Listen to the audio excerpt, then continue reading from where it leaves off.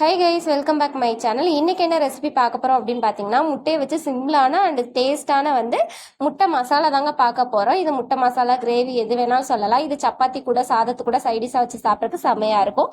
அதுக்கு நான் ஒரு 3 முட்டையை வேக வச்சு இந்த மாதிரி கட் பண்ணி எடுத்து அதுல பெப்பர் உப்பு போட்டுக்கிட்டேன். அதுக்கப்புறம் கொஞ்சமா வெங்காயம் பச்சை மிளகா தக்காளி எடுத்துக்கிட்டேங்க.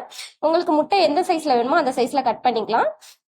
இப்போ ஒரு வடை சட்டி வச்சுட்டு அதில் எண்ணெய் ஊற்றிட்டு எண்ணெய் நல்லா ஹீட் ஆனதும் நம்ம ஸ்பைசஸ் சேர்த்துக்கலாங்க. பிரியாணி இலை, அதுக்கப்புறம் கல்பாசி இதெல்லாம் சேர்த்துட்டு அது நல்லா பொரிஞ்சதும் ஒரு ஸ்பூன் சோம்பு போட்டு, சோம்பு நல்லா பொரிஞ்சதுக்கப்புறம் நம்ம கட் பண்ணி வச்சிருந்த வெங்காயம் பச்சை மிளகாயம் சேர்த்து வதக்கிக்கணுங்க. இதுக்கு சின்ன வெங்காயம் தான் டேஸ்ட் நல்லா இருக்கும். பெரிய வெங்காயம் வேணாம், சின்ன வெங்காயத்தையும் சேர்த்துக்காங்க. அது கூட கொஞ்சமாக கருவேப்பிலை போட்டு வெங்காயம் நல்லா வதங்கணுங்க. வெங்காயம் நல்லா வதங்கினதுக்கு அப்புறமா தக்காளி கட் பண்ணி வச்சிருக்கோம்ல, அது கொஞ்சமா நசுக்கிட்டு சேர்த்துக்கணும். அப்படி இல்லை அப்படின்னா மிக்சியில நீங்க அரைச்சிட்டு கூட சேர்த்துக்கலாம்.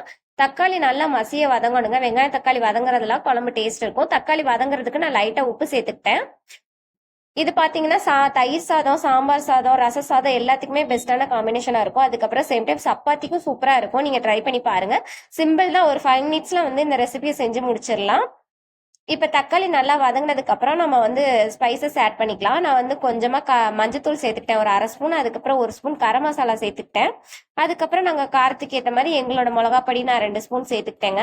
உங்க காரத்துக்கு தேவையான மிளகாப்பொடி நீங்க சேர்த்துக்கலாம்.